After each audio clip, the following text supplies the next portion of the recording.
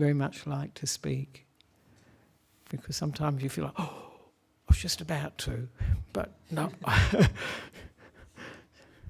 This is, what do they say, something about hold your peace or something?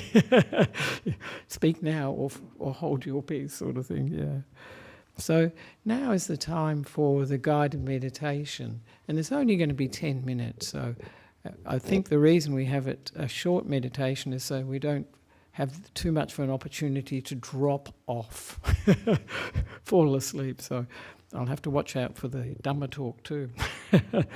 So the best way to welcome the new year, what do you think the best way to welcome the new year is? Mindfulness. Great, yes, mindfulness. And do you think practicing and developing good qualities? This to me is what makes the new year, the way we welcome it, but makes it good. Because these good qualities will affect the way we see the world, the way we experience the world. To a large extent, our experience of the world is coming from our minds.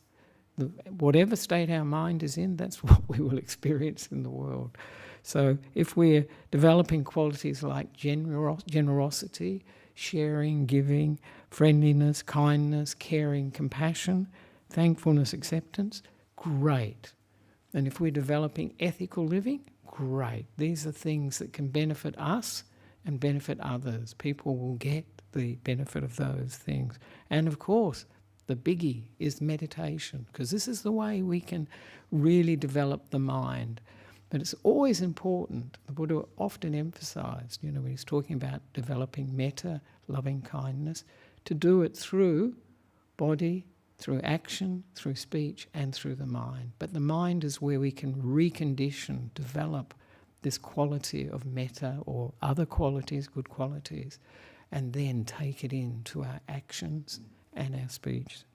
And also to develop wisdom. That's the way. The best way is we can welcome the new year with developing all these good qualities. So now I will encourage everybody to find a comfy posture, and we can do a meditation on compassion for the world and all beings. There we are. So we can close our eyes if we wish to, and to come into the present moment. We can let the past and the future be, just to be here for 10 minutes, just here in the present moment, with nothing we need to do now, nowhere we need to go, just here. And we can be aware of how our bodies are and make any adjustments to make the body more balanced and more comfortable. And we can mentally relax the body from the top of the head to the tips of the toes. And this is like giving a mental massage with warmth, with kindness, with gentleness, soothing the body, relaxing the body as much as possible from the top of the head to the tips of the toes.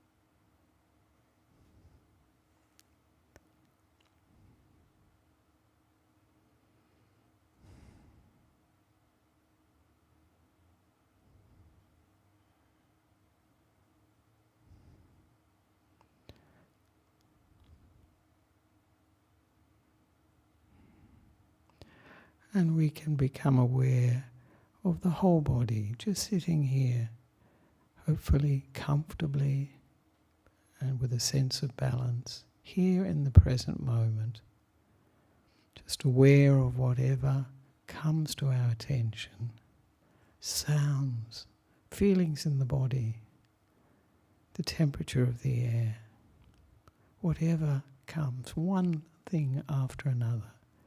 This is the present moment. This is now.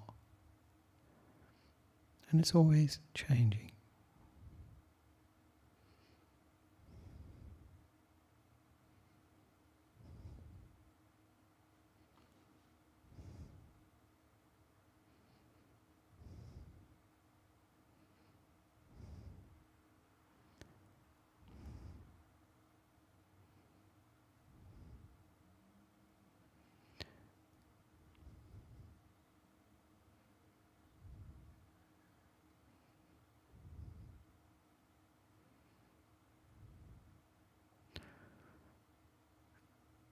And now we can bring to mind all the suffering that there is in this world, that we see through television, we see in our own lives, in the lives of those we come in contact with, people we work with at school, wherever we find ourselves. All the difficulties that are generated by wars, famines, and all the other natural disasters that are occurring very frequently, often due to climate change. And so often we can see this suffering close up. It always seems to be a video of what's happening.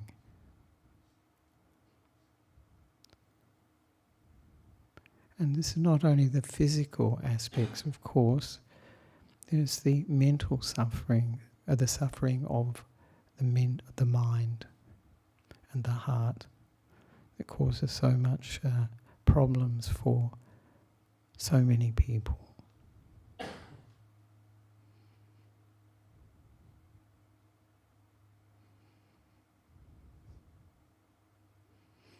And we can ask ourselves, what can I possibly do for all this suffering that is in the world? What can I do? And of course, what each one of us can do, we may not be able to address that suffering in a physical terms, but we can have care for all those beings that are suffering.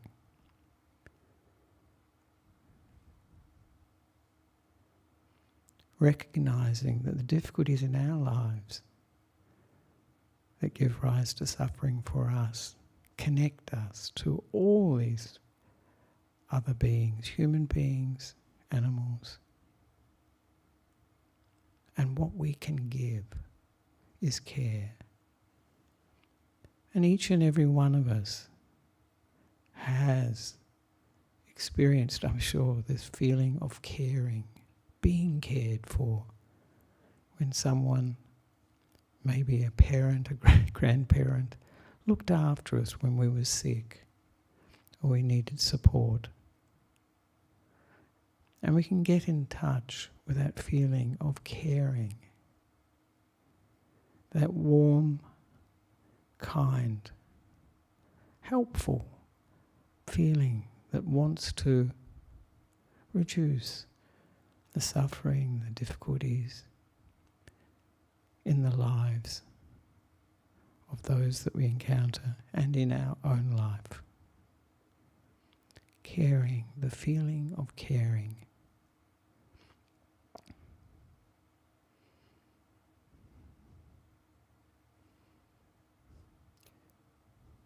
And there may be somebody that comes to mind who was very caring.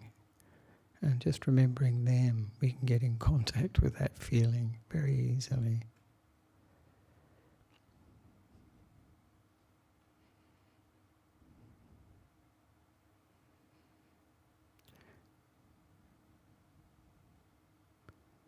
And we can breathe in this feeling of caring, breathe it into our hearts, to our minds, filling ourselves with it.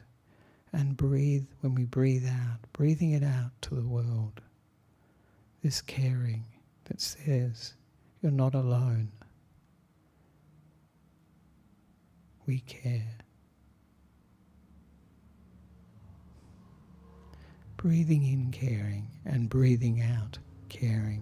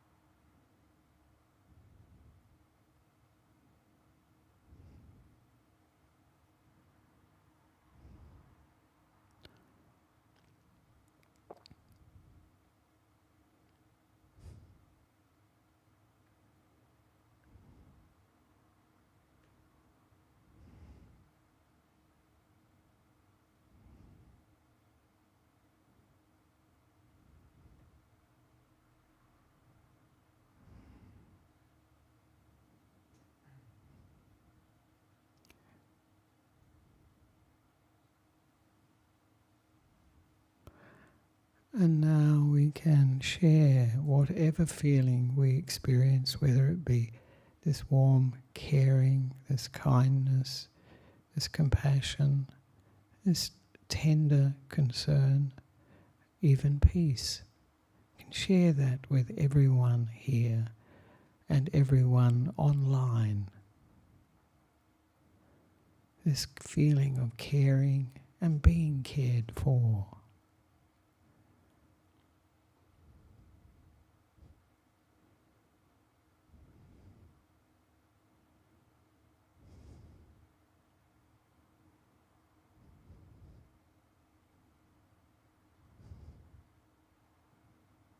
And we can expand that feeling of caring beyond wherever we are, wherever we find ourselves, and keep expanding it around that area further and further, caring for all the beings that exist, human beings, animals, insects, unseen beings, like devas, ghosts, other beings that we can't see. And we keep expanding that feeling of caring, kindness, tender concern, until it covers the whole of the earth.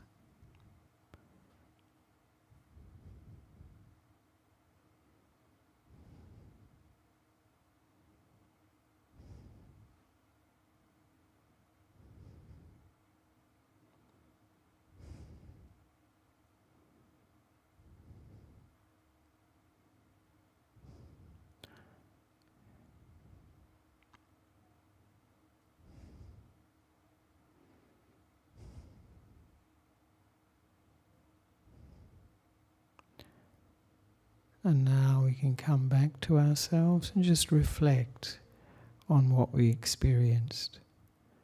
Do we feel, how do we feel now? Do we feel any different? And what did we feel or not feel?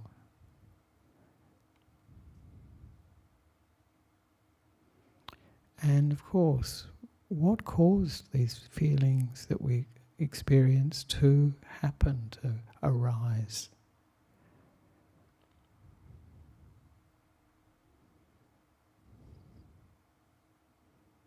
And lastly, what else did we learn from this experience of caring,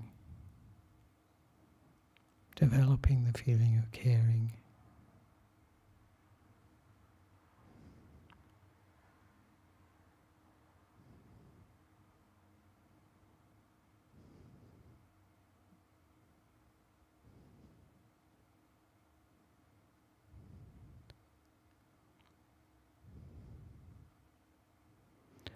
And we can have the intention, we can finish with the intention or the aspiration to develop more of this caring in our lives, not only through our meditation, through mind, but through our actions and speech, so that not only do we benefit from it, do we feel like a more caring, kinder, more tender-hearted person, but also others benefit from that caring.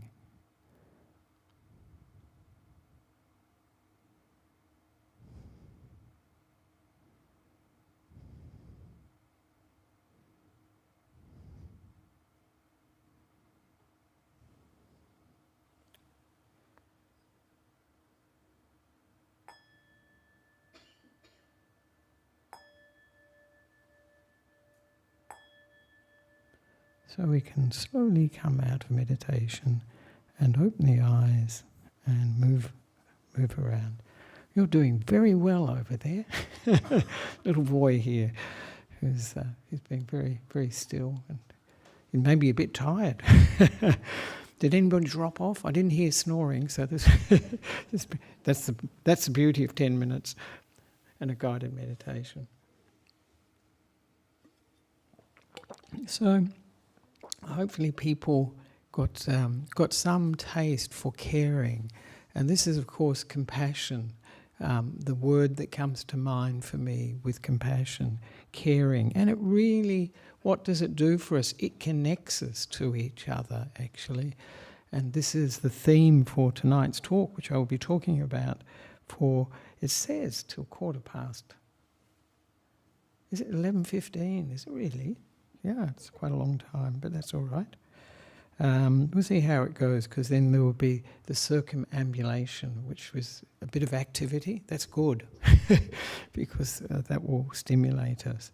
So you've seen the theme, and the theme for tonight is, or this year really, is together we are one community. And that's a really brilliant theme, actually, I think, because our world tends to emphasize all the divisions, doesn't it? And so coming together as one community is something that is so important for us. And so I will develop that theme. And I must admit that what came to mind when I first thought of this, we are one, together we are one community, was a song that I remember from the 1970s or 80s. You may remember it too. I liked the song actually, but it was, united we stand, divided we fall, and if our backs are ever against the wall, we will be together. And I thought that was great. I thought it was a great message. But you know, that song, what sort of song was it? It's a love song. I thought it was a great song for humanity, but it's with you and I, it's a love song. So that was a great message, that together we stand and divided we fall. When we come together as a community, when we come together in whatever group we're in, it brings power, brings sense of connection, doesn't it?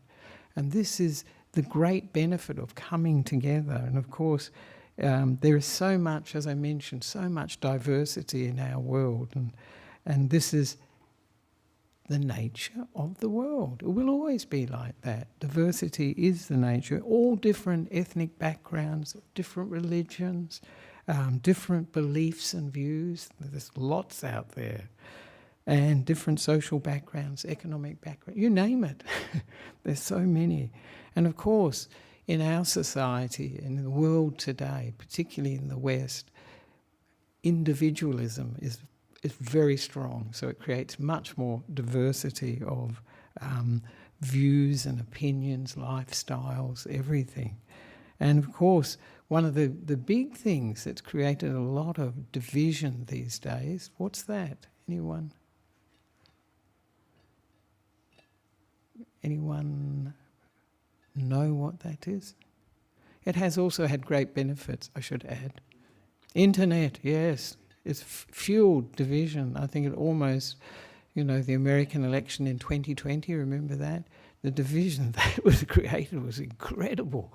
It was just amazing. We got a little bit of a touch of it from when we had the voice referendum. You might remember that. There was quite a lot of division over that. And so it really, this is something, it's of great benefit, the internet. We have Discord, we have YouTube, and we have the possibility of spreading the Dhamma to many people, and I think it's a great benefit, but it also has the downside. And they talk about the algorithm. Have you heard about the algorithm? Many people don't know about this algorithm. Have you heard of it? Yes. Some people are nodding, yes, yes. But the algorithm is the principle that whatever we watch, whatever we search on the internet, what happens? We get more of it, the same.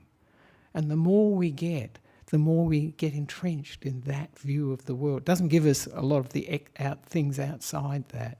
So our view starts to become, our beliefs start to become very, very much more narrower. And this is, of course, what's the purpose of that? It's to sell things. It's advertising, and that's the idea behind it, and consumption. But this algorithm is a big problem in this world, actually, and I think many people recognise that, and there have been groups of experts that have had conferences about changing the algorithm so that what happens, instead of just giving you the very narrow picture of the world, there'll be a much broader view of what exists on that subject. So this is actually a much healthier, more balanced. And this may sound like a conspiracy theory, but it isn't. It's reality. And it makes you realise how easy it is to manipulate human beings, doesn't it? It really does. And it shows the power of that, actually. And even here within the Buddhist Society of Victoria, there is diversity. There's lots of diversity, actually, different groups and everything. And we have within the Buddhist Society, have you heard of the Dhamma school? This is in Sinhala, Dhampasala, and we have the teens group, and we have the City Zen group. And it's wonderful that BSV is actually, I'm very grateful for, I think many people are, providing for all Dhamma, for all different age groups. And that is really so important, right from, early childhood, right through to old age. So this covers the whole of, the spectrum, the age, the spectrum of our lives. So this is a great thing that we have these groups, but these are different groups. And to bring them together is one of the focuses that have the Buddhist Society has been focusing on. And we have different locations. This is another thing that gives rise to this experience of diversity too. Because here at Buddha Loka Centre is quite interesting. It's so different. The community here is not like the community at Newbury. It's almost like a different community. And it's driven by, what is it driven by, do you think? It's very easy. Location. So at Newbury we get people from the western suburbs and the northern suburbs, but not so much from this side, the southeast of Melbourne, for those that are watching on the internet. So it's where you live is very, it makes the choices, it's where your choice is to which community you go to. And of course now we have the online community, the Discord community, the YouTube community, and also Zoom, Google Meet a bit. But the Discord community, actually the YouTube is a great blessing. And I know this from older members telling me that they can't get to the temple that much, but the temple comes to them at home.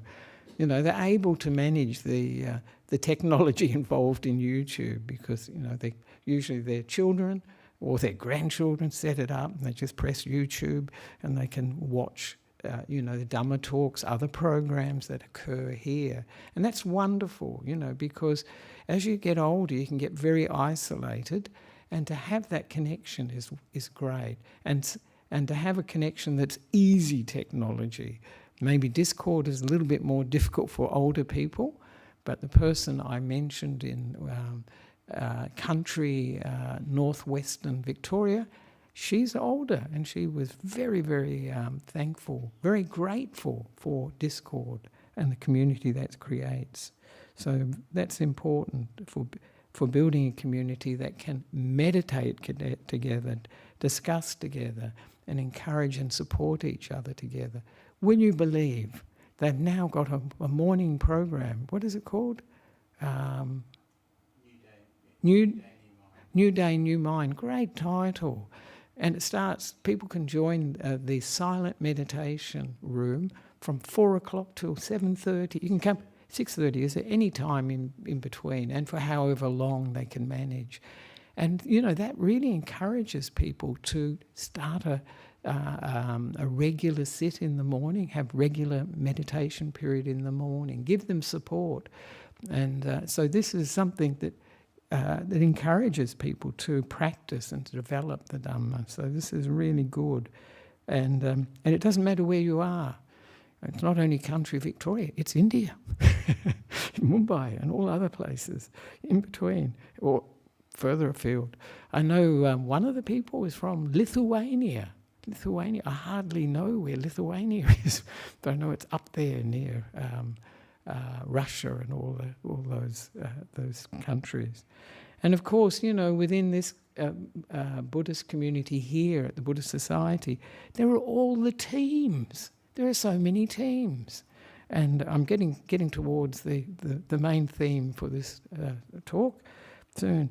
And the dedication of the people on these teams is so impressive. I think a full-time job may be easier to do than some of the work. They do so much, give so much. I often think, and these people, they have a life. They want a life. But the committee, of course, are fantastic. I mean, Adrian, Lai, all these people that give so much to the BSV. It's just incredible. And the teaching team, the events team, of course, Lai, and the others that are part of fundraising there is, and the meditation retreat centre, forthcoming meditation retreat centre team. So all these teams, it's wonderful. And the tech team, I almost forgot. We sometimes call it the AV team, but I think AV team is like an old-fashioned term, isn't it, a bit? I think AV. Does anybody know what AV stands for? Ah, you do. You must be an older person like me. We even have kitchen teams. We have a kitchen team, and they're pretty impressive too. The kitchen team was today, they were banned from the kitchen. They're having the weekend off. I think Nick, they had 2 weekends off, I think, something like that. And some of them came today, and it was very hard for them not to help out in the kitchen. So, and the Kalyana Mitta cleaners team, this is the people that come together once a month to help tidy up the gardens and spruce up the buildings, paint the fence. I saw the fence is painted, great. So the point is, how can we bring together all these different aspects of the Buddhist Society, these different groups, these different teams, different communities in a sense. And this is something that we're really looking at. And if anybody has suggestions, wow, that's great. And it's not only something for the Buddhist Society, to bring people together, that is a focus for the world really, isn't it? How to do that. And of course, one of the biggest ways, what do you think one of the biggest ways to bring people together in the Buddhist Society? Not difficult, this one. The teaching of Dhamma. That brings us together big time, and it connects us. And I'll talk a little bit more about that. And our activities here connect us, and they connect different age groups as well. Like this evening, New Year's Eve, this activity brings people together. But of course, we have other activities. Anybody remember what the other activities are? Some of the major ones. Katina Pinkama, yes. And anything else? I think you'll all get this one. Monthly day retreats, great, yes. And there's Vesak. Vesak, that's the big one, isn't it? That's when we have a visitation by Ajahn Brahm. Yes, exactly. Lovely. What a wonderful visitation. But we still need to promote the awareness of all these groups, especially, the Dhamma school, the teens group and the City Zen group. and just to have them interact with the rest of the community as much as possible, as often as possible. But one of the themes, this is one of the themes for this talk, what really can bring us together? What do you think really brings us together? Yeah, Dhamma does. I'll get onto that again in a minute, actually. Caring does. Meditation does.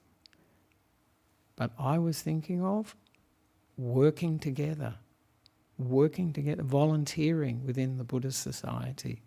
And this is something that is an important thing for the Buddhist Society, and we run completely on volunteers. Do you know, I am a volunteer. These monks are the nuns are volunteers, the committees are volunteers. Everyone is volunteers. So it's wonderful that we work together, and it brings a sense of common purpose and working, and also the aim is to work for our own happiness and the happiness of others as well. So it's a really wonderful thing, an aim for us. But I really like Ajahn Sadaro. He's not here with us. He's in Taiwan now for about 10 weeks and a bit of time in Japan. But I admire, I think it's incredible the way he's created volunteering opportunities, many, and all the different things that he's encouraged in the Buddhist Society. Like, have you heard of the Discover Buddhism series? And that's for people new to Buddhism, and they get an introduction, first of all, to meditation, then to these meditations like loving kindness, called Nurturing Awareness, that program, compassion and joy for other people's happiness, equanimity. And then he does another series called Buddhist Thought. So this is more the philosophical side of Buddhism. And in order to run those programs, you need a lot of volunteers, a lot of help. And so he encourages that. And he's also done it with the Kalyana Mitta cleaners. He was the one who encouraged that. But one of the really good things that I find, his message is great, because he emphasises that the results, the aims, the goals are not the primary importance of primary importance. What is important? That people work together and they enjoy it and they get to know each other and they build connections. And what are they building at the same time? Community, it is, that's it. And that's such an important thing. And one of the members, an older member that lives up near Newbury Monastery, he said to me a while ago, he said, when I first got involved with the BSV, it was such a small organisation, but now it's quite big. And of course it is, it's getting bigger and bigger. But for an organisation that's outreach is as big as it is now, the number of members, not that great. So it's very important that we bring new people in for developing the Buddhist Society, having that support for all these programs that we deliver. So this is the important thing for developing the membership for this, so that we can contribute to Dhamma even more and grow by working together. This is the point. In our society, we're so goal-oriented, aren't we? We always think, it's got to reach this goal. It's almost like a perfection in a way. And we sacrifice the journey to that goal. We may achieve it, we may not. But really the journey to our goals, our aims in life, that is the important time. That's the time when we can connect with other people. We can enjoy the journey and grow a sense of community. And this is really important for us in this world. If we look at the goals, if we look at the results all the time, we will be, what do you think? Sometimes we can be disappointed. We didn't reach the goal, we didn't get that aim. And then, what does that do? It undermines our experience of working on that project, developing that. whatever that be. And so we don't enjoy the journey. So we shouldn't, we all know this message, not to make the focus on the goal the total aim of our lives, to enjoy the journey along the way and enjoy all the people that we can work with and create relationships with, create connections with. And this is important. So this is volunteering opportunities.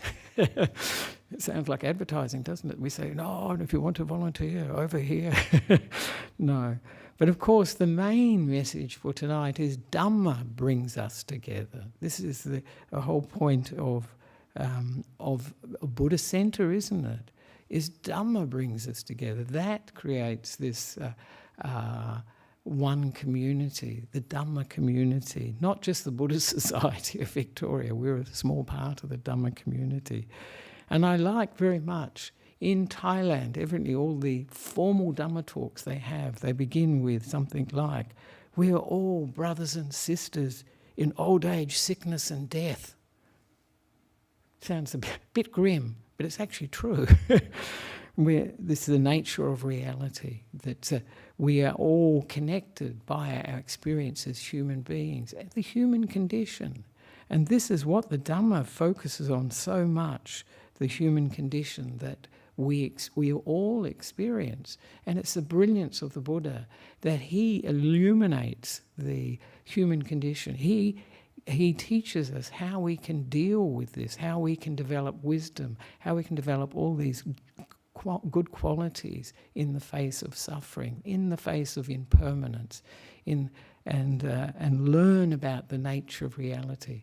Nature of reality, always the same, and it's always going to be impermanent, changeable, transitory. And it's always going to be that we can't get things to be exactly the way we want them to be, to last, to find permanent happiness. That's what we all want, isn't it? Permanent happiness. Does life work out like that? No, it moves on. Time changes everything. Either we change our minds, or whatever situation we thought was perfect, was happiness, it changes. So this is the nature of it. And the Buddha teaches us this is all a process of body and mind. And that's great news, because it means, because it's not a permanent entity, things can change and we can tweak, we can influence the causes and conditions. We can get the causes right, and then the results come with it. So this is very good news. And sometimes when people hear about this idea of reality, no, it's just a process of body and mind, they say, well, what about me? Where am I in this picture? And of course, there is something there. What is that something there? This, what we consider to be me, I, me, and myself. And it's our personality and character. But anyone who reflects just for a moment can tell, we can easily see that personality, that character, is it fixed? Is it always the same? Is it permanent? No.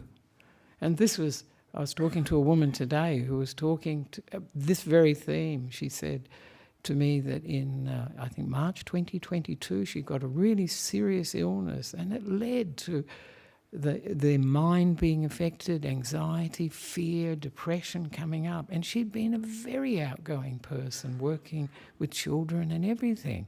And she was just rebuilding her life now. Her children, one of her children, her daughter, was commenting to me she wasn't the same person that she was before. And of course, that's the nature of our personality and character. But she can come through that, and I'm sure she will regain some of her balance. And oftentimes people think this old age, sickness and death, it is a curse, that's for sure, but it's also something that gives us the opportunity to learn about reality. And of course, everybody knows what's the most famous teaching of the Buddha? Really the only teaching of the Buddha, actually. Any ideas? Four Noble Truths, that's it. We just had 6 days of the word of the Buddha, and it's passages from the Buddha And they're all about the Four Noble Truths. And it's the whole of the teachings is encompassed by the Four Noble Truths. And Venerable Sariputta said, the Four Noble Truths are like the elephant's footprint. Every other footprint can fit into that elephant's footprint, every other animal. And in the same way, every Dhamma, all the teachings of the Buddha can fit into those Four Noble Truths. And for 6 days, we went through, these teachings. And there was so much more to cover. It was really incredible. But these Four Noble Truths are reflecting what we experience in life. Old age, sickness and death, yeah, for sure. And all the mental difficulties that we experience, the mental suffering too, all the different states of mind.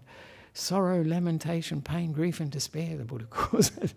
But all these, and they are part of the subject matter. They are the focus for our practice of the Dhamma, for understanding, growing wisdom. And when we grow wisdom about these things, we can have compassion and care much more for ourselves and others.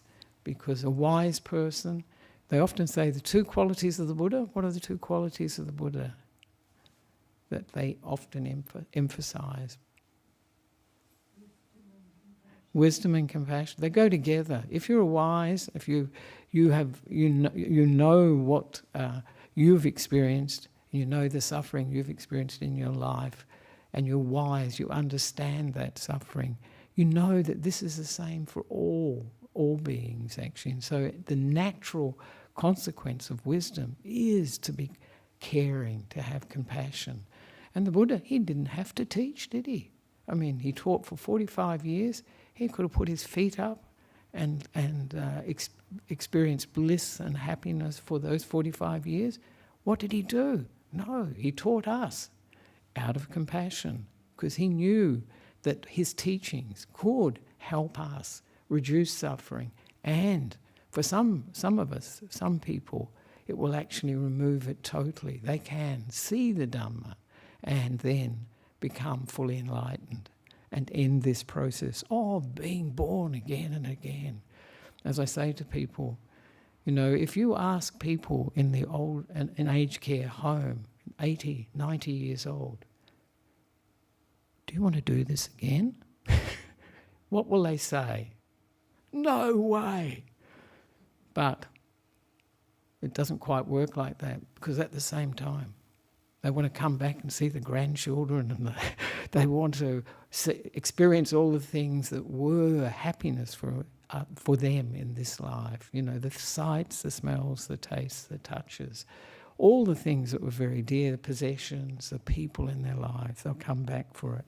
But one thing that brings us really together as a community is our commitment to Buddha, Dhamma and Sangha.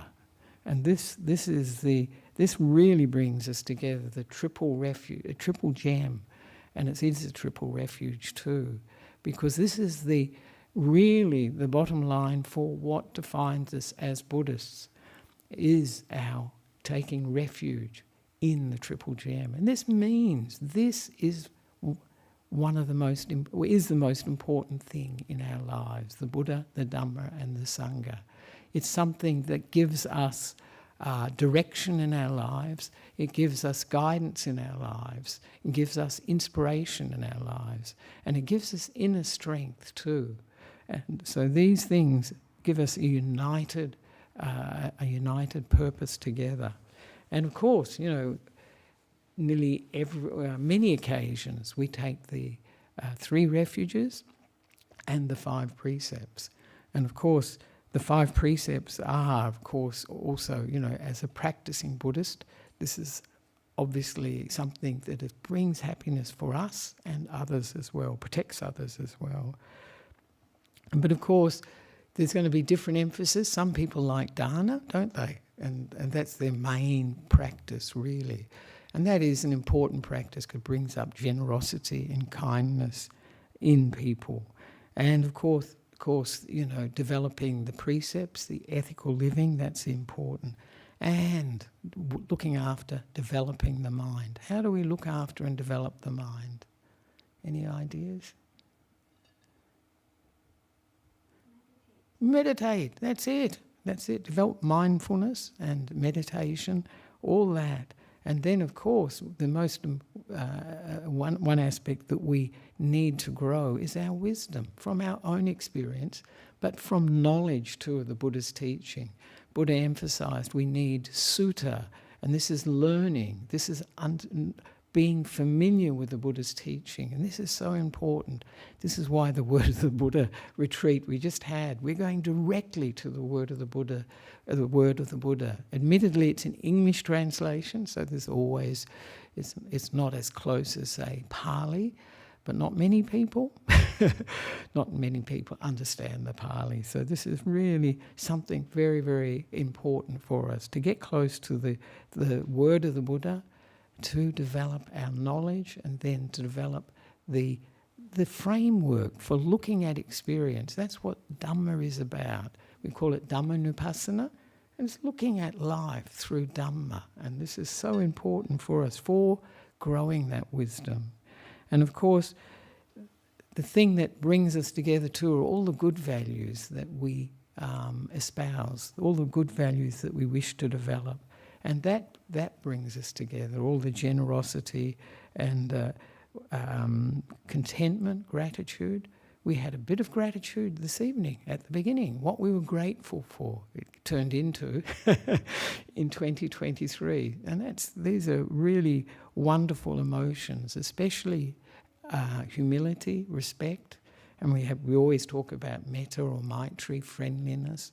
We always talk about compassion, caring, and happiness for other people's happiness, joy for their happiness, and also what I call acceptance of ourselves and others. This is equanimity, a sense of balance. And so these things, these good qualities, as I mentioned, this is the best way to welcome the new year, because we'll take them with us too into the new year. We take them with us even when we pass on from this life, the body passes away. And of course, meditation, it's amazing. When we meditate, there is a feeling, especially if you do it in a group. Do many people notice this? There's an energy that meditating in a group is quite different from meditating on your own. Have people found this? Yes, some do, yeah. It's very, very supportive. This is why the Discord people, meditating together is very helpful. And I was always a bit, I don't know if you're doing it online whether you get a feeling of, the group, but it really, I felt it did actually. So it's very, very supportive for the meditation, because what it means is we can go deeper, we can sit for longer, and the practice can really develop. And it was very interesting that Ayakimi, she used to say, people often made lifelong friendships after meditation retreats. They hadn't spoken to each other for the whole of the meditation retreat. And then when they connect after the retreat's finished, that friendship really develops. And you can say it's because of shared interest. Of course it is. But somehow in silence we can come together in a quite an amazing sense actually, and there's an energy of the group. But also, where is this sense of oneness most strong in meditation? Any idea?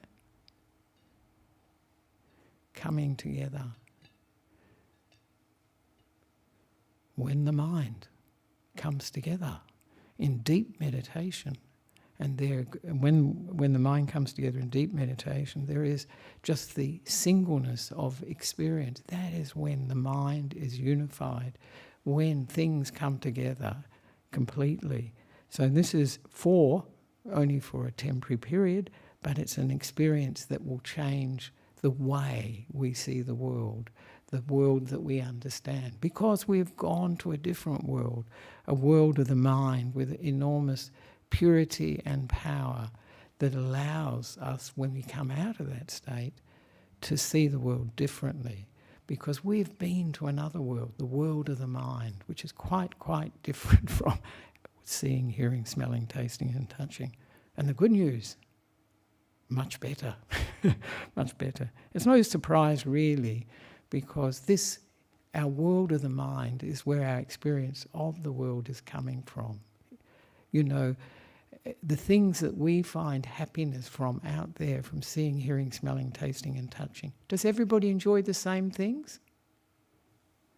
What does that mean? Where is that happiness coming from? Is it coming from that sunset? Is it coming from that curry, from that lasagna, from that movie?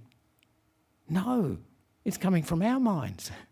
And so when we go inside in the deep meditations, we're going to the source of happiness and joy.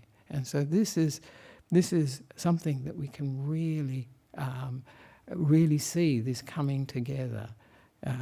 Together we are one community, but together we're that one experience. So this oneness. But I'd just like to mention a teaching of the Buddha that I don't know if many people have heard of it. Sangaha. Have you heard of Sangaha? Anybody know what Sangaha means? I've given this teaching before, but quite a while ago. It means, and I'll read this out. Monks, there are these 4 means of sustaining a good relationship. What for? And maintaining it too, actually. Giving, kind speech, helpful actions, and impartiality, treating others as one would like to be treated, kind, fair and just. These are 4 means of sustaining and maintaining good relationships. So this Sangaha, one of the basic meanings of it is inclusion and bringing together, holding together. And so these 4 things are, to me, when I think of them, they're a very practical thing we can do to encourage this community sense of together we are one community. Through these very practical things to create harmony and unity. This is the idea behind this teaching. And it's a very down-to-earth teaching. If you hear this, you know that giving, the way we speak, and also if we are helpful to others, and also if we are impartial to others. And impartial is not quite a good word, but we treat others as we would treat ourselves. And you can see that these things we already know, but they are such practical things to do to sustain relationships, to create unity, to create harmony in a family, in any group, in society. And so important for us to do that. And of course, the Buddha mentions that, and you can see the context when you understand this, that this Hattika of Alawi, he was the foremost in these qualities, this Sangaha, this sustaining relationships. And because he had a large retinue, he had a large following. And quite interesting, the Buddha asked him at one time, how do you sustain such a large retinue, a large group of people, a community? And Hattika of Alawi says, I use your teachings, Blessed One. And then he talks about these 4 qualities that I mentioned. Giving is so important. It connects us, doesn't it? Very much it connects us. It brings happiness to it, but it connects us too. Whether we give, the Buddha talks about 2 types of giving, material and giving the Dhamma. And what is the superior one, the best, excels all others? Dhamma, that's it. Sabbadhanang, Dhammadanang. And what is the gift of Dhamma? And of course it's hearing the teachings, isn't it? You know, and also like the tech team, spreading that Dhamma, making it available to others is a very important way. But also we give a gift of Dhamma by our practice of generosity. A very important part, by our practice of ethical living. This is precepts, the 5 precepts, and also by our practice of meditation, so mindfulness and samadhi, this where the mind comes together. And particularly being a kind person, having a lot of metta, having a lot of friendliness, caring, and as I mentioned, keep mentioning, happiness for other people's happiness too. So these are gifts. These are part of the gifts of Dhamma, actually, the qualities we develop in our minds.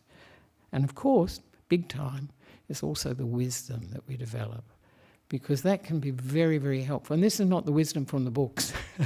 It's the wisdom from life. One of the definitions that I really like of wisdom from Ayakema was understood experience. So the experience of our lives that we've understood, we can share with others. And each and every one of us has had people in our lives, maybe friends, grandmothers, grandfathers, parents, friends, who have really been able to help us. They've been spiritual friends to us. They've really had a lot of wisdom. It may be very down-to-earth wisdom, and they don't put it in Dhamma terms, but it can be very helpful for us. So that's some good advice, but the best thing too with this sort of wisdom is good examples. And this is what, as parents, often I hear parents say to me, "Oh, I'd like my children to have good values." And I say to them, be a good example, and they'll have good values. So that's good. But giving, of course, what's one of the biggest things about giving that's so important? Oh, there we are. Letting go is, for sure, but the way we give, the way we give can make such a difference. If we give very wholeheartedly, very sincerely, being very present, it doesn't matter what gift you give then, because big part of the gift is the way it was given. And I've experienced that on alms round, when people offer food. Sometimes they just do it with such a good heart, with these shining bright eyes, and it's just amazing. It doesn't matter what the food is, how simple it is, or how little it is, or how much it is. Just the way they give is a big part of that giving, that message of giving. So, and of course, Dhamma is such an important gift because it can change our lives. It can change their lives big time, this life, future lives, and it can lead to enlightenment and to Nibbana. It is possible. So, and the second type, just got a little bit more time. Oh no, we've really got to finish. Yeah, we've got to do the circumambulation. We'll be late for the new year. But just to mention the other types just briefly. So this kind speech, this endearing speech, is right speech, of course. And this is what the Buddha encouraged. He said that we were all born with an axe in our mouths, but a wise person doesn't use it. Sometimes we're not wise. That's the trouble, isn't it? And so, of course, it's truth. It's not being false, not lying. And, of course, it's speech that brings people together, not speech that divides. There's a lot of that around. And this is what, bringing people together, building a community is about. And it's gentle and kind speech, not harsh speech, not abusive speech. And it's not gossip or empty chatter. It's meaningful speech, purposeful speech.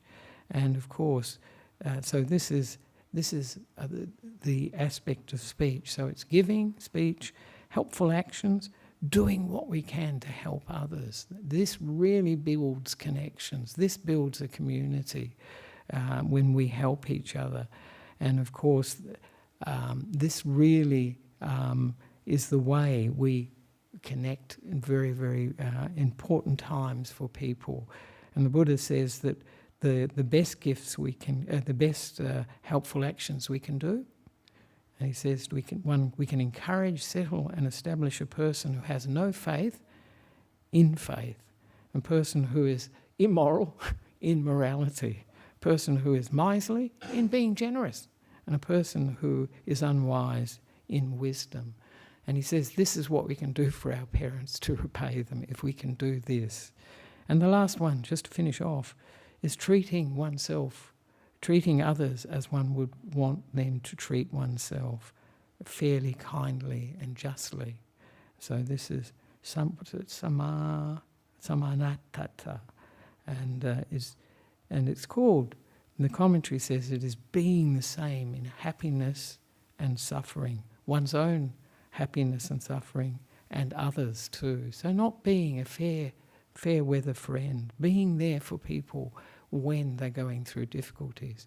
And the commentary also says this means sitting together with them, living together with them, eating together with them.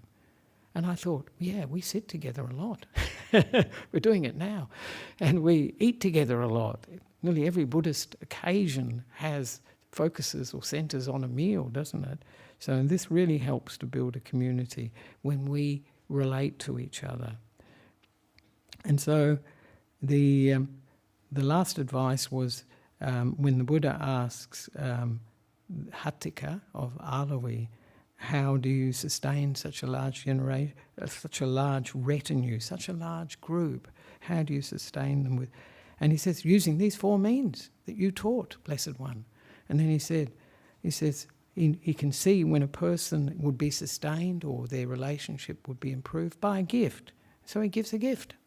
And he said he can see when a person would be encouraged, the relationship can be sustained or maintained using endearing speech, paya vacha. And he said he can see some people you need to be very helpful with them. And for those people, he's very helpful. And the last one, he sustains them by treating them as he would himself and treating them like that, even when they're going through good times and bad times, or when he is going through good or bad times. So that's that's how he did it. He also mentions, I think it's a nice little ending bit, he says, and Bhante, I come from a wealthy family, so people think it's worth listening to me. So he has some influence.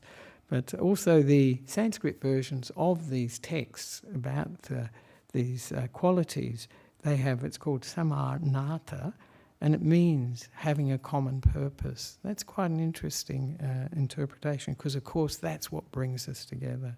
So there we are, those 4 qualities that we can develop: our giving, our speech, and also helping each other, and the last one, treating others as we would like to be treated, and through tough times and good times. And of course that's going to build relationships, it's going to build connections, it's going to build a group, and maybe a large retinue, the BSV, in years to come. No, so that's the Dhamma talk for this evening, and the theme, of course, is together we are one community. And in reality we are one community, that community of human beings experiencing old age, sickness and death. And this is what started the Bodhisattva on the path to enlightenment, and this is what can start us on the path to enlightenment too, using his example. So thank you very much for the listening, and nobody dropping off. Oh, there's a few people looking very peaceful at the back. And now we'll have an activity which is going to be the circumambulation. And this is, of course, reflecting on the qualities of the Buddha, Dhamma and Sangha. And quite traditional, if people like, we can chant too as we go around. We can chant the Iti Piso, the recollection of Buddha, Dhamma and Sangha. It's quite good. And then we can circumambulate 3 times and come back here, so that we can hopefully get here before the countdown at just before midnight. Yeah, I think we've got plenty of time, so we don't have to run. So if you'd like to go to the toilet, have a brief break before we start the circumambulation, and we can pay respects to Buddha, Dhamma and Sangha, and then come back and pay respects to. Oh. It's got unbalanced. Yeah, I want to take. That's it. That's better. Good. Righto, shall we make it? What? You don't perfect? No, just Putting shoeskis on? Yeah, shoeskis. Yeah, for sure. Because people will. Did you bring yours? No, Doesn't matter. If you, it's not too bad, but it is a little bit, you know, sort of the lane. The tarmac. Knowledge. Oh, that's true. That's pretty rough. Sometimes, especially when you feed up. Let's go.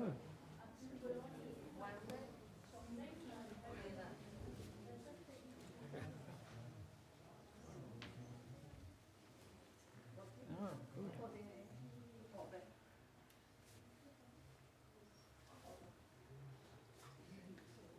I guess I could go before that. What's the reflections on 2022? I don't know, really. That's. I think we've done that, haven't we? Anyway, we may actually still be circumambulating. Let's So, go do some we'll go ambulation. for circumambulation. See you back here. Oh, it's Rajiv. Yeah. Hello, Rajiv. I don't know if it's really the same Rajiv. I think so. For those online, what we're going to do is there's a circumambulation activity that's going on for about 20 minutes or so. So we'll keep everything active here. So if you want to stay around for the countdown and the chanting afterwards, we'll keep the live stream active, okay?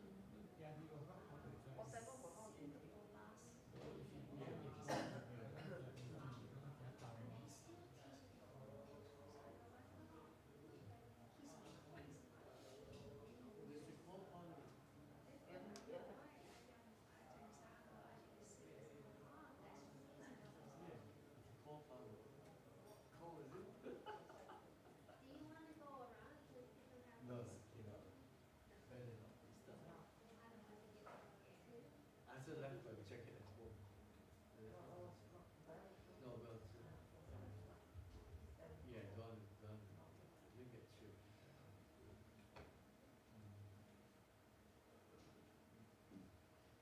Okay, your chicken shop must be so busy. Very busy. No, I already moved to another side. No Is it? more. No more Because it than- closed for renovation for a year. Oh, I see.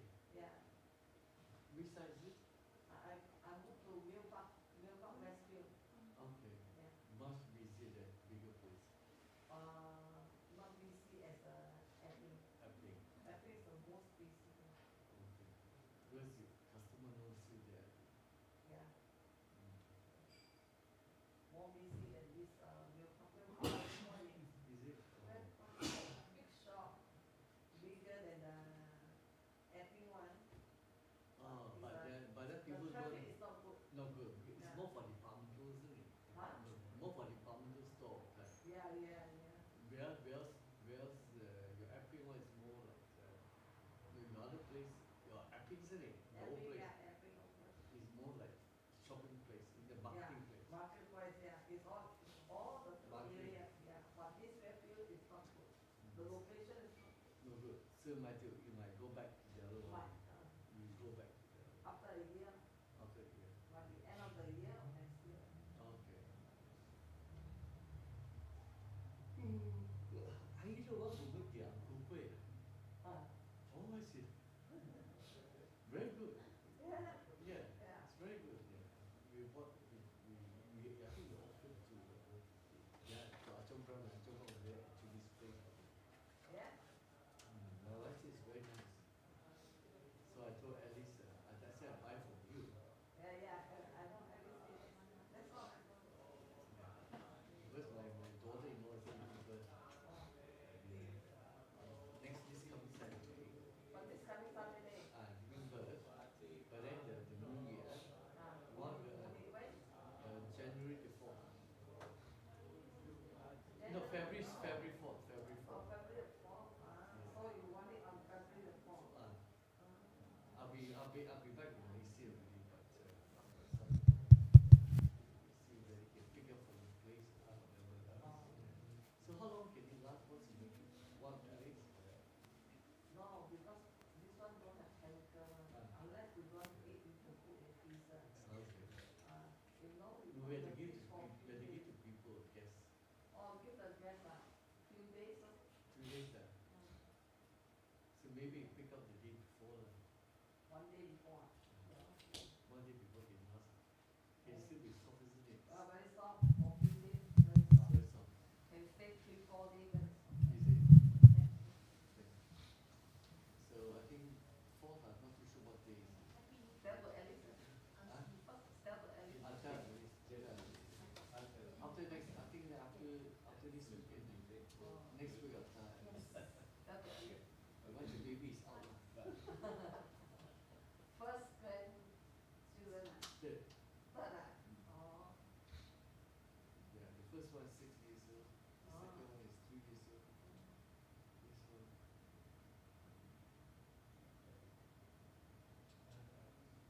How about you? How many child? Two. Two. Big one, big enough. 30 plus. 20 plus ah. Wow, you started Senior young. citizen. Huh? You started young. Huh? You started young, maybe. No. Not yet. Not yet.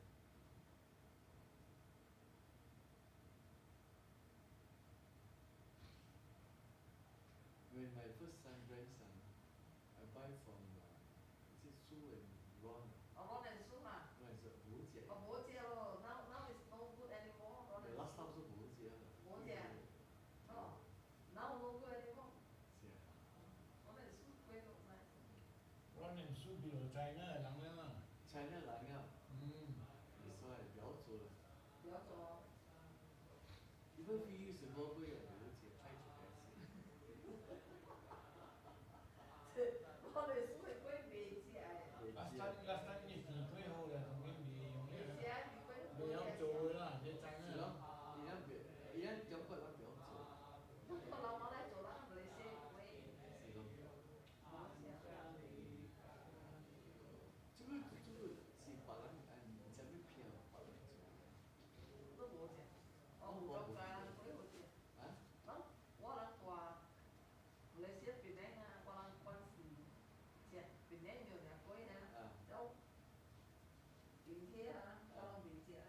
咯，冇關事，沒關係。冇關事。都放得咯，吉隆坡，都放得過。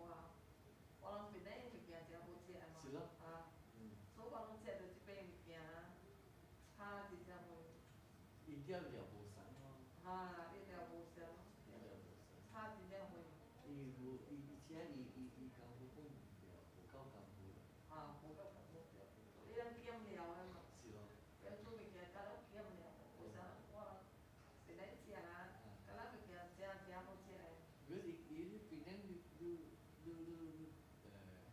competition 啊，你無食人無愛買。啊，對。人啊而家無嫌，啊。人無嫌，即個無法咯，無你唔買無人食。啊，對啊，對啊，對啊，這無相啊。這個來家己煮誒。哎呦，而家最緊。要這工無辦法啦，咱是愛食咯，大家。最緊。愛困來煮。即擺我冇做阿仔，啊。阿仔阿寫最緊。阿仔。阿仔菜料阿仔最緊。最緊，做人生當然。伊來做嘅菜啊，做咁解先。要做 cabbage 嗎 ？carrot。啊。cabbage。cucumber。要菜 pineapple 刀。菜頭啦。 pineapple 你又不愛食 pineapple 嘛啊，擺嗰度係唔係 optional 啦？擺嗰度係咧出水嘅。peanuts 冇，你講 online 是咯。online 都係唔係要緊，都係咧呢啲阿雜未燒。是咯。都係唔係 online 啲阿雜會燒。你來去滴水出來。第一水冇啊，我轉出來啦。啊，你轉出來啦。啊，我叫播啊，轉，咩轉到100%嘅，轉出來呢。那cucumber都咪叫做鹽先咯。啊。cucumber都做鹽嘛，但係第一水出來就冇咧嘛，做直接咧。是咯，愛出水會阿雜我只係冇出水，阿雜時候阿雜烤邊粒嘅嘛。是咯。烤邊粒嘅。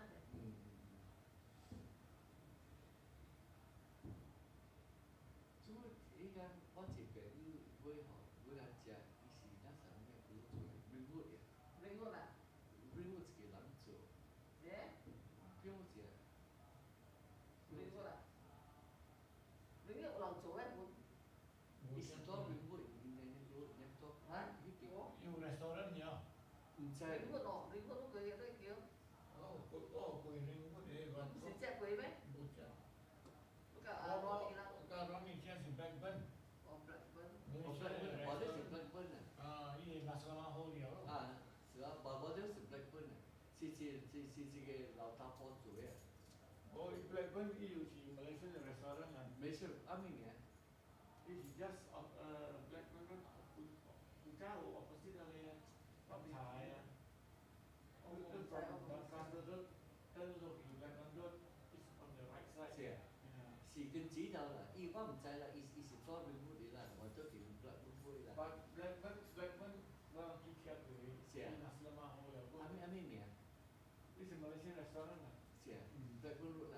Blackburn Road from Doncaster Road from ถ้าเป็นไลน์ turn right is on the right side turn left on the right side ที่นัสลามาแชร์เดียว Very relaxed. Relax. Nah, because I don't have to check it. No, So just the yeah. no, it's good. Have we done it in record time? It's still early. This is still early. Still early. Okay. You Take got our another seats. 18 minutes. 18 minutes. Have we got 10 minutes extra? Wow. Jeez. It wakes everybody up if there's Oh, nothing it else. does. It Yeah. does. It's very You're good. in a nippy air.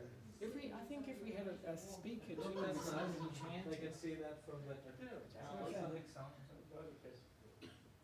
Oh, look, they can. Yeah, Yeah. isn't that great? treated for the He's so good, you know, so kind, actually. Thinking of their happiness and well-being. What is it? No, we're 4 minutes ahead or something, I What's the time? think. It's 21 minutes to. Oh, yeah. So, oh, what's that in my pocket? Oh, my clock.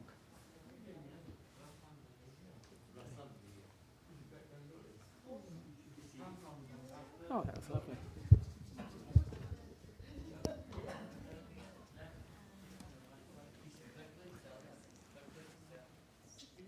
I like this one with the black cat. It's amazing. What's the name for that one? Gloria Brahm. Gloria. Yeah, nice. It's funny. One Avatar. time Yeah. her cat jumped on the table. And Uh-huh. saw the cat. Oh, did you? Oh, right, the cat. There we are. So, welcome back.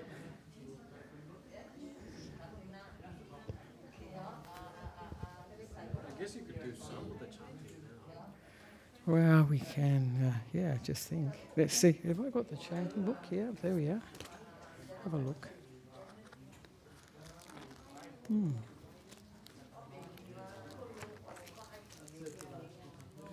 Yeah. So people coming in, so that's good. At the moment, people coming in from the, as you can see on the online, that they're offering their incense flowers and their battery lights to the Buddha. I can't see the Buddha statue quite there, but it's a real landmark. Yeah, they can, I think. That's what. So you can see the Buddha statue there. That's lovely. And people that are driving past this centre, they can see the golden Buddha statue sitting under, not a Bodhi tree. What tree is it? It's a gum tree. Very Australian. So you can definitely say the Buddha has landed in Australia or come to Australia. So very nice.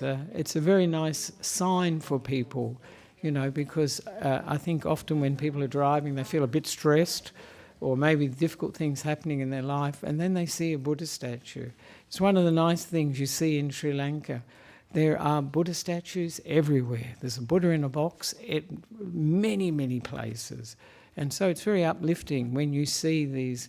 You see a very peaceful statue of a Buddha, sitting quietly or calmly. And sometimes they have this beautiful smile, which really is a warm smile and an inner smile. And it's so, it can be just such a, bring us back to, bring us out of what we are focused on, the stress, what the negative state of mind we might have, being in traffic or being in a hurry, being late. That's one of the things, being busy.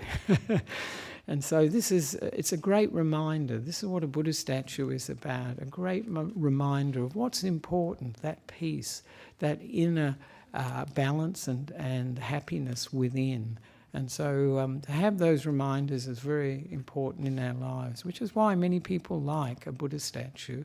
And I'm particularly fond of some that have very, very beautiful inner smiles, even though it's actually on a physical statue. You can this one is very nice. And my favourite one, I think, is in the Guillemets Museum in Paris, and it's a Cambodian one. And even though it's carved in stone, it's got this smile that is really beautiful, really just comes out of the stone. So it's lovely. It reminds us of the important values in our lives. So I think is everybody back now? We had a very invigorating, as you saw, invigorating circumambulation. This is when we usually you circumambulate a Buddha statue or relics, dhatu, but we are circumambulating or going around this hall because it has a Buddha statue here, and it has a very peaceful feel to it. It has this feel of all these people who have meditated here over the years, all the Dhamma talks that have been given here. So it is actually a sanctuary too. We're building a new sanctuary. Where's that new sanctuary going to be? Newbury. It's called the Meditation Centre. Do you know what it's called? Those online? It's the Sanctuary of Stillness. And who does that remind you of? Ajahn Brahm. Stillness is his his course, the word that he is more or less made very famous for, samadhi, when the mind is not moving anywhere, when it's totally at peace with itself, and there is enormous joy and happiness in the mind. So this is something that the Buddha practiced and encouraged us to develop too. And it's within the capabilities of all of us. As Ayakima used to say, one of my teachers, she used to say that this is the natural way the mind will go, given the right causes and conditions. So there we are, this is encouragement. And it's the same with liberation or enlightenment. Some people say, well, no, I'm not up to it. It's not a matter of what we're up to. It's the mind that is liberated. So these limitations we place on ourselves do not apply to the mind when it's developed this deep meditation, when it's experienced the depth of the mind. We're only using a little bit of the mind. We call it the conscious mind, but the deeper levels of mind, actually where our experience of life is coming from, where a lot of these negative, very addictive negative habits that we can develop to whatever are coming from. So when people try to give up drinking, try to give up smoking, try to give up drugs, it is so hard because at the deeper level of mind is running that addiction. And that habit is very firmly in the mind. And it's very hard to reverse some of these strong habits in the mind. So I think now is the time that we are supposed to be reflecting on 2023, waving goodbye 2023, whether it was fantastic, whether it was a tragedy, whether it was the best year we had or the worst year, we wave goodbye to it. And what is that telling us? It's telling us that nothing lasts, nothing is permanent, it's moving on. And we can either move with it or suffer. Because if we hold on to anything in this life, it's like, and we do, don't we? This life is about attachment, to be honest. Most of us are attaching. For monks and nuns, we've got less area to attach to, but for sure we are attaching too. And this attachment is flying in the face of reality, that everything is changing and moving. And it reminds me of if we were to hold on to the door handle of a car from the outside and firmly grasp onto it, attach, and it starts moving, what happens? We get dragged. We may be hurt. We may be killed. And this is what we're doing. We're attaching to people, to places, to possessions, to many things in our lives. And when they change, then we suffer. But if we take on board that this is the nature of reality, yep, it's still suffering, but not so bad, because we realise, this is the way life is. For people who don't realise that life is like that, it's terrible suffering. They really feel bereft. They really feel traumatised by the fact that they are parted from those things that they really treasure. And this is, of course, a reflection that the Buddha gave us, that all that is dear and delightful to us will become separated from it, or it will become otherwise. Otherwise usually means that no longer is it something dear and delightful to us. And a very good example is some of the relationships we see quite often. That person is the apple of the eye at the beginning of the relationship, but after some time, sometimes not very long, they're no longer the apple of the eye. And so they've become, that relationship, they've become not dear and delightful anymore. They are something quite different. So this is the nature of life, and this is a reflection the Buddha gave us, the 5 daily reflections, that we're all of the nature of aging or old age, sickness and death, and that we'll be separated from those things that are dear and delightful, or they become other. And also, we are the owners of our karma. We are the heirs of it. We are born of our karma. We are shaped. All the things that we have said, done and thought have contributed to who we are now, even a few minutes ago, even while we were out on the circumambulation. That's all contributed to who we are now, shaped us. and made us the person we are. But also karma is like a relative. We're so close to it. And it's like a shelter, either a good shelter, if we've done a lot of good karma, or a bad shelter, one that leaks and doesn't really protect us. And this is all due to the whatever actions we've done that have been good or bad, of that we will be the heir, the Buddha tells us. So these reflections are something that are very, very useful to us to keep in mind. Some people might think, what a downer at New Year's Eve, the 5 daily recollections. And most people, they're not celebrating like this. They're celebrating in quite different ways. And the reason we have a New Year's Eve celebration at a Buddhist centre, do you know the reason?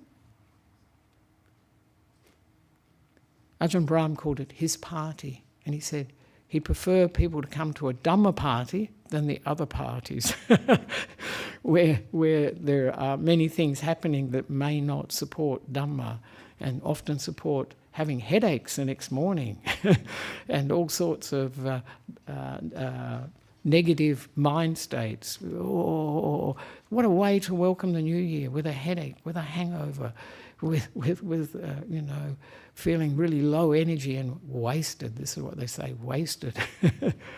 And this is not really a good way to celebrate. But when we reflect on the nature of reality, and these 5 daily recollections are, it means that we can come to terms with the way life is, to grow our wisdom, grow our understanding.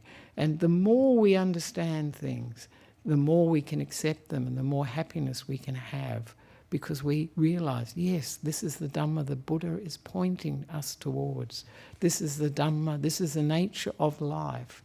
And so when we stop fighting with life, stop saying, be permanent, stay the same, be perfect, always happy, I will be always happy, and may I have this really strong sense of I, me and myself.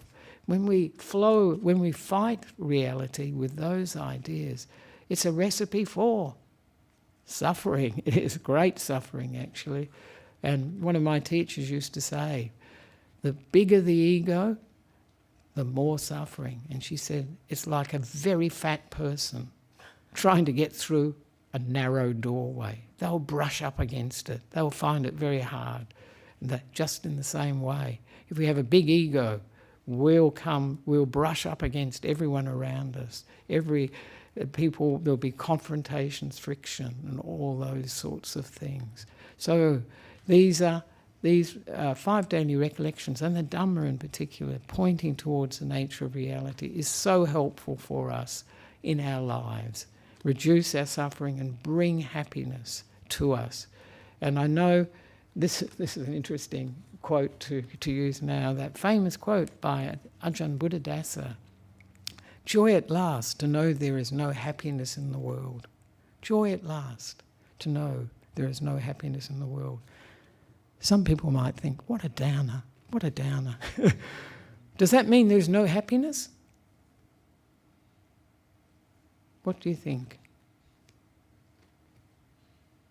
It just means, this is what it means to me, there's no happiness out there in the 5 senses.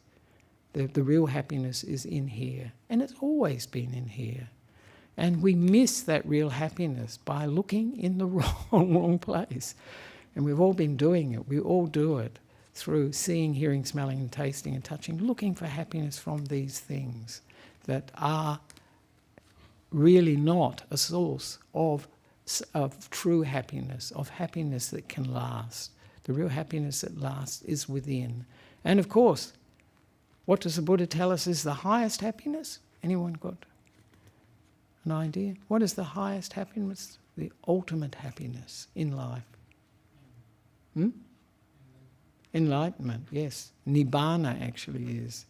And the Buddha says that peace is there's no happiness higher than peace, he says in the Dhammapada. And that's the peace of enlightenment, the peace when a being that's enlightened is passing away. And he says, the Buddha uses, actually it's very often in the Theragatha, the verses of the enlightened monks and the Therigatha in Verses of the Enlightened Nuns, I think it's the same. It's like a work person, somebody who's been working all their lives, and they've finished the work. They've finished the work. The feet are up. They're relaxing, and they're waiting for their wages. They are very happy. And this is like a person that's just about to finish with being reborn. There are no negativities in the mind. They've understood the nature of reality. The mind knows no point in getting reborn. I don't want to end up in an aged care home again and again and again and again. I don't want to end up in nappies again and again and again, and going to kinder and going to school and getting jobs and all this, repeating it again and again. So this is the happiness, the ultimate happiness of finishing the job. Otherwise, we're going to roam on from this life to the next life to the next life. But that's the message, the happiest, the greatest happiness in the world. So we can work towards it. Many people, not ready for that. And as I often say in Sri Lanka, when the death notices say, Niwan Sula Veva, may this person who's just died receive Nibbana, and the ultimate happiness. And I see the picture and I think, I don't think so. I don't think they want that, actually. And most people don't. It's only until you've got the purity, the wisdom, the clarity, the strength of mind that one's ready for that. And that will happen naturally. It's the mind that that ends the job, ends the work. So we're getting very close to there's the countdown, 2 minutes. Wow.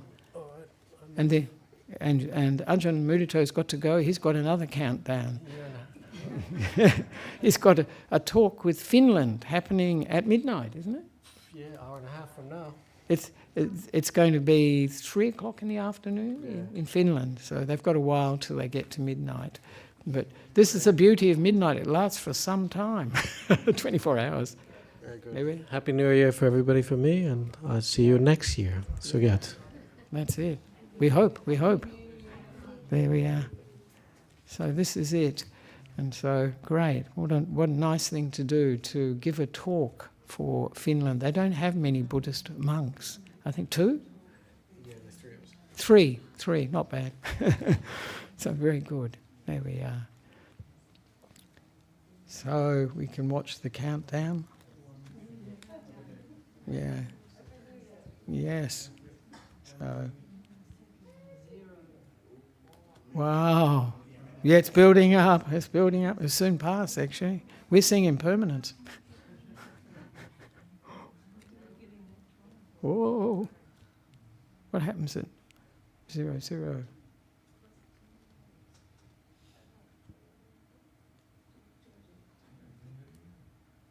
Wow. There we are. 35, 34. Isn't it long when you watch it? Interesting, isn't it? Actually, Ayakima always said, look at digital clocks, you'll see anicca, time passing. But it's different subjectively. Sometimes it goes very slow, other times fast. I'm watching it again, so it's going slow.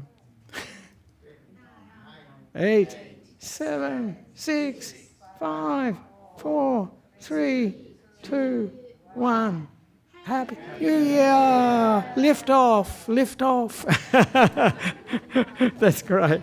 So, welcome to a new year. And now look at it, it doesn't stop. Isn't that interesting? There we are. So, welcome to 2024. Whether we like it or not, it's come. So may it be a good year for each and every one of us by having these really good qualities, practicing the Dhamma, and really developing those good qualities that bring happiness to us and to others. So now we will have the chanting, the auspicious chanting. So this is very good for the New Year's Eve. And please, wait a minute, I've got the clicker. Let's see, is this the... there we are. So please join in. I think many of you who are Sri Lankan, you'll know this probably by heart. So you're welcome to join in. And so now we start with the invitation to the devas, which is always very good. If they're on our side, things tend to go quite well, actually. Samanta chakavalesu atra gachantu devata saddhammang muni rajasa sunantu sagamokadang paritasavana kalo ayam badanta paritasavana kalo ayam badanta Dhamma paritasavana kalo ayam badanta Namo tassa bhagavato arahato samma sambuddhassa Namo tassa bhagavato arahato samma sambuddhassa Namo tassa bhagavato arahato samma sambuddhassa Buddhang saranang gacchami Dhammang saranang gacchami Sanghang saranang gacchami Dutiyampi buddhang saranang gacchami Dutiyampi dhammang saranang gacchami Dutiyampi sanghang saranang gacchami Tatiyampi buddhang saranang gacchami Tatiyampi dhammang saranang gacchami Tatiyampi sanghang saranang gacchami Iti piso bhagava arahang samma sambuddho Vijacharana sampanno sugato lokavidu Anuttaro purisa dhamma sarati Satta deva manusanang Buddho bhagavati swakato bhagavata dhammo sanditiko akaliko eipasiko opanaiko pachatang meditabo vinyuiti Supatipanno bhagavato sāvaka saṅgho. Oh, a minute. Would you? Thank you. Ato sāvaka saṅgho. Nyaya patipanno bhagavato sāvaka saṅgho. Samichi patipanno bhagavato sāvaka saṅgho. Yadidam chattari purisa yugani atta purisa pugala esa bhagavato sāvaka saṅgho ahuneyo pahuneyo dakineyo anjali karaniyo Anuttarang punya ketang lokasati Evang me sutang ekang samayang bhagava Savatiyang viharati jetavane Anatta pindikasa arame Atako anyatara devata abhikantaya ratya abhikantavana kevala kappang jetavannang upasetva yena bhagavaten upasankamitva bhagavantang abhivadetva ekamantang atrasi ekamantang titakos adevata bhagavantang gathaya ajabhasi bahudeva manusacha mangalani achintayum akankamana sotanang bruhi mangalamuttamang asevana chabalanang panditanang cha sevana puja pujaniyanang etang mangalamuttamang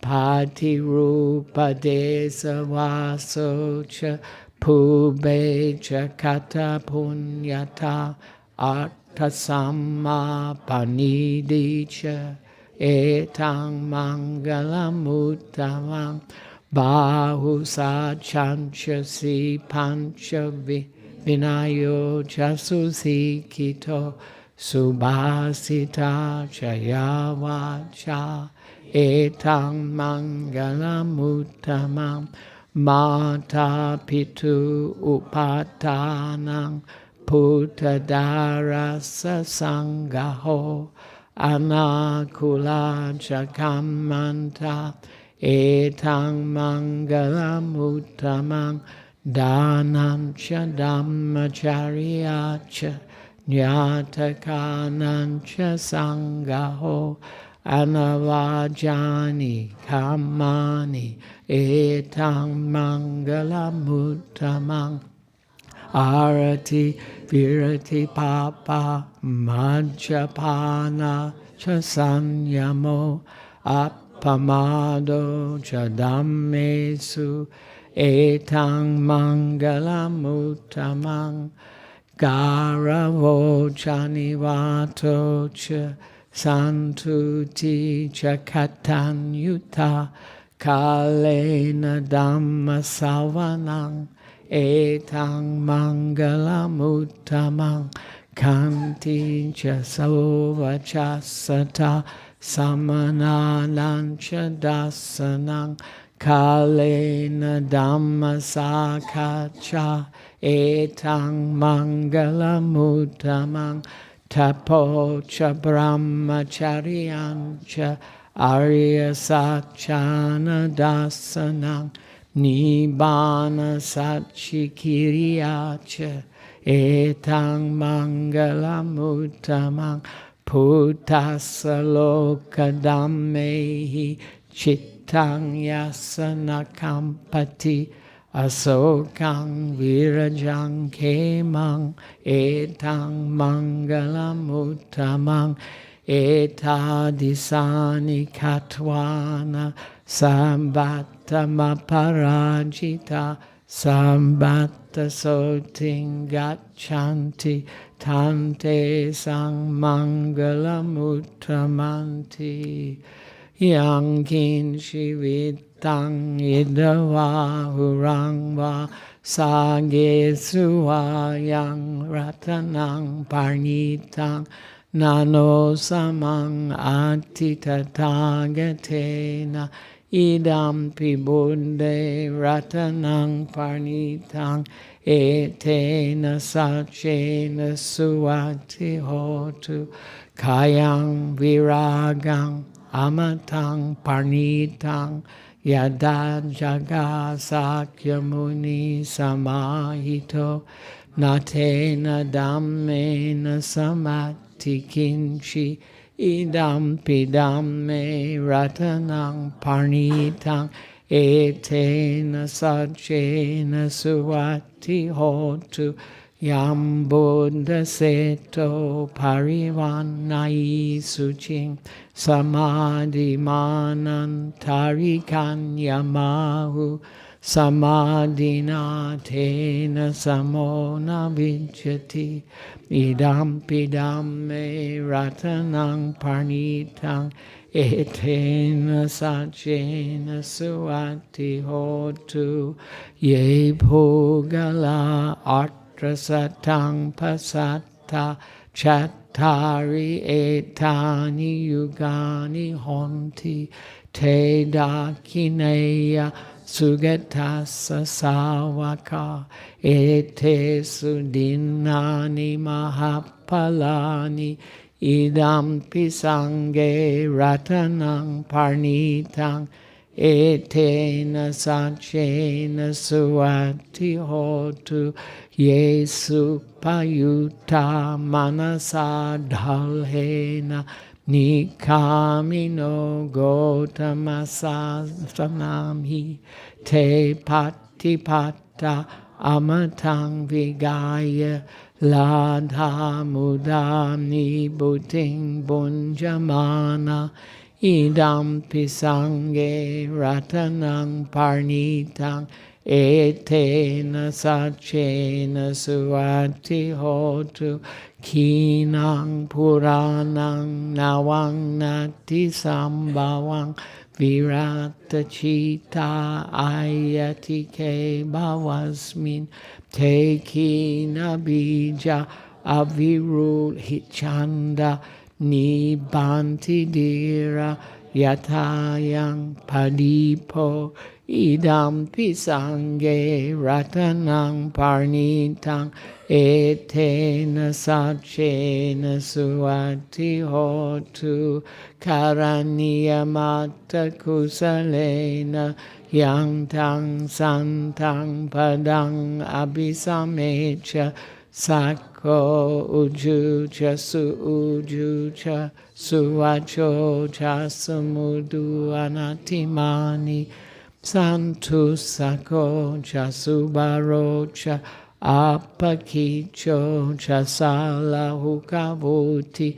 santindriyo janipakocha apagambo kulesu ananugido Nachakudang samachare kinchi yena vinyupare upavadeyum sukino vakemino hontu sambe satta bhavantu sukitata yeke chipana bhutati tasava tavarawa anavasesa Digava ye mahantava majjima rasaka anukatula ditava yeva adita ye chadure vasanti avidure Bhutava sambhave siva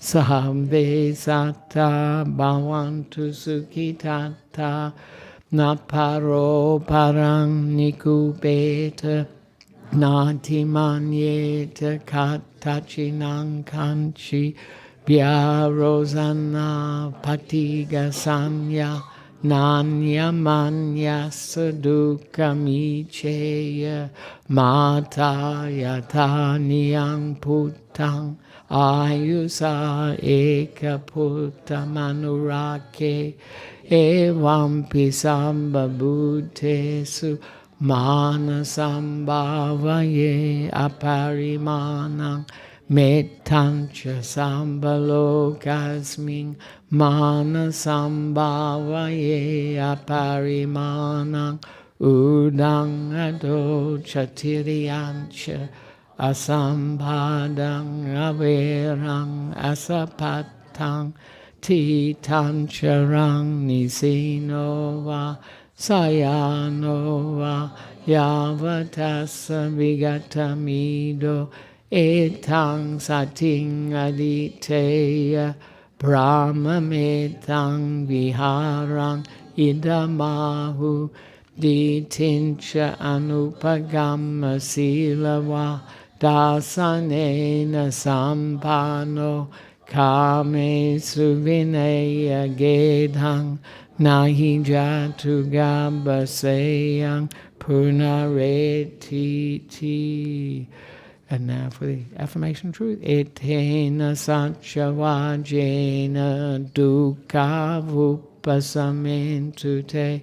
Etena sachavajena Baya vupasamintu te etena sachavajena roga vupasamintu te.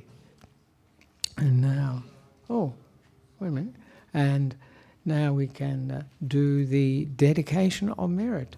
And first of all, for the Devas and all beings, and then all those beings that have come to existence. And Kasata we're doing first, that's good. Yes, this is for the Devas, to encourage them to rejoice in this merit and then protect the Buddha Sasana for a long time, and protect the teaching of the Buddha Sasana for a long time, and to protect ourselves and others, Mang Paranti, myself and others. So let's begin. There we are. Akasanta Chabumata Devanaga Mahidika Punyang Tang Anumoditwa Chirang Rakantu Lokasasanang Akasanta Chabumata Devanaga Mahidika Punyang Tang Anumoditwa Chirang Rakantu Desanang Akasata Chabumata Devanaga Mahidika Punyang Tang Anumoditwa Chirang Rakantu Mang Paranti Etavata Chamhehi Sambatang Punya Sampadang Sambe Deva Anumodantu Samba Sambati Siddhya Etavata Chamhehi Sambatang Punya Sampadang Sambe Bhuta Anumodantu Samba Sambati Siddhya Etavata Chamhehi Sambatang Punya Sampadang Sambe Satta Anumodantu Samba Sambati Siddhya. And now the dedication of merit to those who passed away. Idang me nyati nang hotu sukita hontu nyatayo. Idang me nyati nang hotu sukita hontu nyatayo. Idang me nyati nang hotu sukita hontu nyatayo. I'll do an English translation that I've been doing lately. This is for our family and friends who have passed away. May they be happy. This is for our family and friends who have passed away. May they be happy. This is for our family and friends who have passed away. May they be happy. And now, continue. And now we can do the rejoicing in the offerings, the merit that we've made. And you can join in too. This is what we usually chant after the lunch dana. Yata varivaha pura paripurenti sagarang evameva itodinang petanang upakappati ichitang patitang tumhang kipameva samijatu sambe purentu sankapa chando panarazo yatamani joti razo yata Samba roga vinimuto, samba santa pavajito, samba veramati kanto, nibuto chatuang bhava, sabitio vivajantu, samba rogo vinasatu, Mate bhavatvantarayo sukhi diga yuko bhava abhivadana silissa nijam buddha pachayino chattaro dhamma vadanti ayuvano sukhang balang Bhavatu Samba Mangalam Rakhantu Samba Devata Samba Buddhanubhavena Sadasoti Bhavantu Te Bhavatu Samba Mangalam Rakhantu Samba Devata Samba Dhammanubhavena Sadasoti Bhavantu Te Bhavatu Samba Mangalam Rakhantu Samba Devata Samba Sangha Nubhavena Sadasoti Bhavantu Te. May I abide in well-being, in freedom from affliction, in freedom from hostility, in freedom from ill will, in freedom from anxiety, and may I maintain well-being in myself. May you abide in well-being, in freedom from affliction, in freedom from hostility, in freedom from ill will, in freedom from anxiety, and may you maintain well-being in yourselves.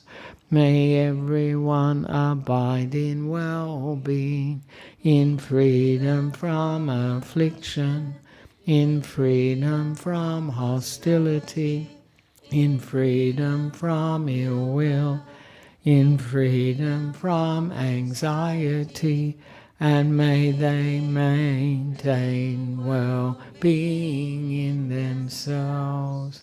Sadhu, sadhu, sadhu. So welcome to 2024, and what a good way to welcome in the new year with a celebration like this. No headaches. And with the Buddha's Dhamma, the words of the Buddha, and which are very, when we practice them, they bring the best results, the highest happiness. And so what a good way to start this new year, with the fireworks of the Dhamma. There we are. So, sadhu, sadhu, sadhu. So we can finish the evening there. So thank you all for coming and participating, making the new year what it is. And this is coming together to create one community. Together we are one community. So that's great. And may it be a Dhamma community. Great. So we're here in 2024. So great.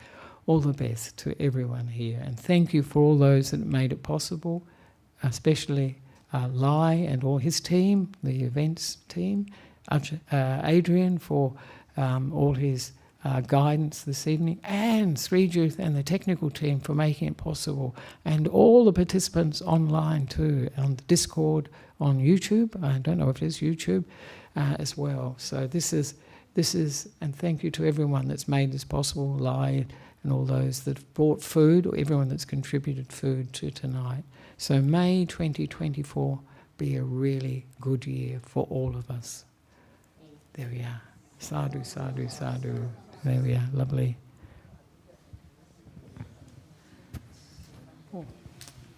Just before everyone leaves. Oh yes, advertising. Yeah, that's right. Like there's a lot of things happening tomorrow. So tomorrow morning, we're starting from 4 a.m. There's the sits for the New Day, New Mind. So if you want to be part of that. Online, that is. Also, the Buddha Loka Centre is open from 9 a.m. to 9 p.m. tomorrow, and there's a community lunch happening as well. Yes, is that right? Yep. Please come for that. So please, if you want to come along to that, please bring along a plate of food to share with the community. Also at 7 p.m, we've got a Discord 20-minute sit led tomorrow by Bhante Bodhidharma. Lovely, yeah, it would be very nice. And That's then right. at 7:30 p.m. here in the hall, Ajahn Nissarano, No, you're yeah, leading. I'll be doing This- guided guided meditation, yeah. something themed to the new year Yeah. in some way or other. So there we are. So lots you're welcome happening. to that until 9 o'clock tomorrow night. That's 7:30 till 9 for the guided meditation. So please come along. You can have a lovely first day of the new year. Wonderful. Great. What a good way to start the new year. Making merit and developing the mind. See you. See you when I see you. And bye to everyone on Discord. Bye. There we are. I look at the screen too much and not at the camera enough. I'll learn. Yeah. That's it. We can. And we can give these back to the nuns, I think. Oh.